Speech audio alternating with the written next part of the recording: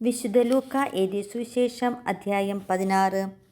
യേശു ശിഷ്യരോട് പറഞ്ഞു, ഒരു ധനവാന് ഒരു കാര്യസ്ഥൻ ഉണ്ടായിരുന്നു. അവൻ സ്വത്ത് ദുർവ്യയം ചെയ്യുന്നുവെന്ന് യജമാനന് പരാതി ലഭിച്ചു. യജമാനൻ അവനെ വിളിച്ചു ചോദിച്ചു, നിന്നെപ്പറ്റി ഞാൻ കേൾക്കുന്നത് എന്താണ്? നിന്റെ കാര്യസ്ഥതയുടെ കണക്ക് ബോധിപ്പിക്കുക. മേലിൽ നീ കാര്യസ്ഥനായിരിക്കാൻ പാടില്ല. ആ കാര്യസ്ഥൻ ആത്മഗതം ചെയ്തു, യജമാനൻ കാര്യസ്ഥത എന്നിൽ നിന്ന് എടുത്തു കളയുന്നതിനാൽ ഞാൻ ഇനി എന്തു ചെയ്യും? കിളിക്കാൻ എനിക്ക് ശക്തിയില്ല, ഭിക്ഷയാചിക്കാൻ ലജ്ജ തോന്നുന്നു.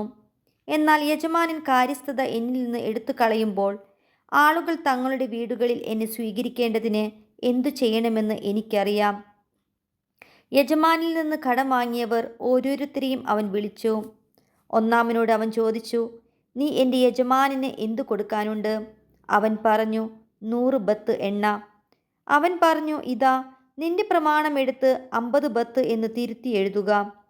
അനന്തരം അവൻ മറ്റൊരുവനോട് ചോദിച്ചു, നീ എന്ത് കടപ്പെട്ടിരിക്കുന്നു? അവൻ പറഞ്ഞു, 100 കോർ ഗോതമ്പ്. അവൻ പറഞ്ഞു, നിന്റെ പ്രമാണം എടുത്ത് 80 കോർ എന്ന് തിരുത്തി എഴുതുക. കൗശലപൂർവ്വം പ്രവർത്തിച്ചതിനാൽ നീതിരഹിതനായ കാര്യസ്ഥനെ യജമാനൻ പ്രശംസിച്ചു. എന്തെന്നാൽ ഈ യുഗത്തിൻ്റെ മക്കൾ തങ്ങളുടെ തലമുറയിൽ വെളിച്ചത്തിൻ്റെ മക്കളേക്കാൾ ബുദ്ധിശാലികളാണ്. ഞാൻ നിങ്ങളോട് പറയുന്നു, അധാർമിക സമ്പത്തുകൊണ്ട് നിങ്ങൾക്കായി സ്നേഹിതരെ സമ്പാദിച്ചു കൊള്ളുവിൻ. അത് നിങ്ങളെ കൈവെടിയുമ്പോൾ അവർ നിങ്ങളെ നിത്യകൂടാരങ്ങളിൽ സ്വീകരിക്കും. ചെറിയ കാര്യത്തിൽ വിശ്വസ്തൻ വലിയ കാര്യത്തിലും വിശ്വസ്തനായിരിക്കും. ചെറിയ കാര്യത്തിൽ അവിശ്വസ്തൻ വലിയ കാര്യത്തിലും അവിശ്വസ്തനായിരിക്കും. അധാർമിക സമ്പത്തിൻ്റെ കാര്യത്തിൽ വിശ്വസ്തരായിരിക്കുന്നില്ലെങ്കിൽ യഥാർത്ഥ ധനം ആര് നിങ്ങളെ ഏൽപ്പിക്കും?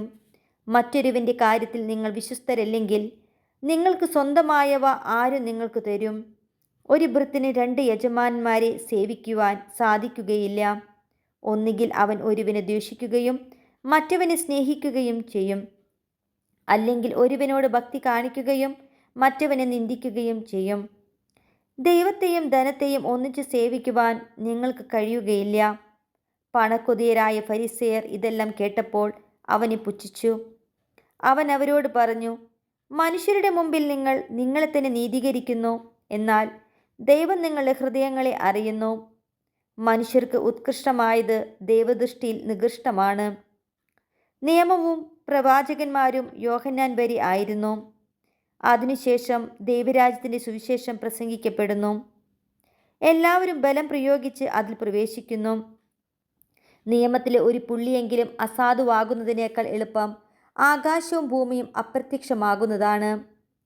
ഭാര്യയെ ഉപേക്ഷിച്ച് മറ്റൊരുവളെ വിവാഹം ചെയ്യുന്നവൻ വ്യഭിചാരം ചെയ്യുന്നു.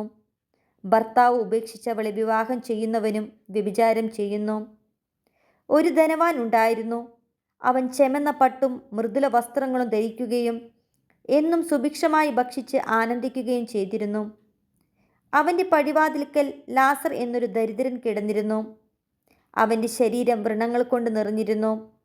ധനവാന്റെ മേശയിൽ നിന്ന് വീണിരുന്നവ കൊണ്ട് വിശപ്പടക്കാൻ അവൻ ആഗ്രഹിച്ചു. നായ്ക്കൾ വന്ന് അവൻ്റെ വ്രണങ്ങൾ നക്കിയിരുന്നു. ആ ദരിദ്രൻ മരിച്ചു.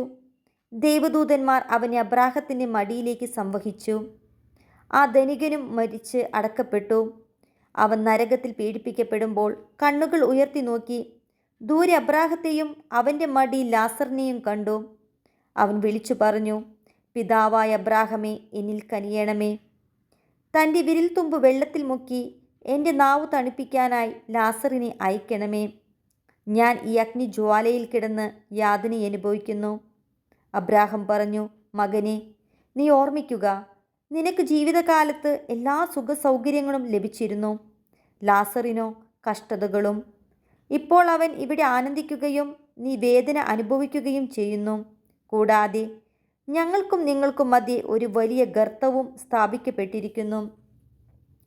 ഇവിടെ നിന്ന് നിങ്ങളുടെ അടുത്തേക്കോ അവിടെ നിന്ന് ഞങ്ങളുടെ അടുത്തേക്കോ വരാൻ ആഗ്രഹിക്കുന്നവർക്ക് അത് സാധിക്കുകയില്ല. അപ്പോൾ അവൻ പറഞ്ഞു, പിതാവേ, അങ്ങനെയെങ്കിൽ ലാസറിനെ എൻ്റെ പിതൃഭവനത്തിലേക്ക് അയക്കണമേ എന്ന് ഞാൻ അപേക്ഷിക്കുന്നു. എനിക്ക് 5 സഹോദരന്മാരുണ്ട്. അവരും പീഡകളുടെ ഈ സ്ഥലത്ത് വരാതിരിക്കേണ്ടതിന് അവൻ അവർക്ക് സാക്ഷ്യം നൽകട്ടെ. അബ്രാഹം പറഞ്ഞു, അവർക്ക് മോശയും പ്രവാചകന്മാരും ഉണ്ടല്ലോ, അവരുടെ വാക്കു കേൾക്കട്ടെ. ധനവാൻ പറഞ്ഞു, പിതാവായ അബ്രാഹമേ, അങ്ങനെയല്ല. മരിച്ചവരിൽ ഒരുവൻ ചെന്നു പറഞ്ഞാൽ അവർ അനുതപിക്കും. അബ്രാഹാം അവനോട് പറഞ്ഞു, മോശയും പ്രവാചകന്മാരും പറയുന്നത് അവർ കേൾക്കുന്നില്ലെങ്കിൽ മരിച്ചവരിൽ നിന്ന് ഒരുവൻ ഉയർത്താലും അവർക്ക് ബോധ്യമാവുകയില്ല.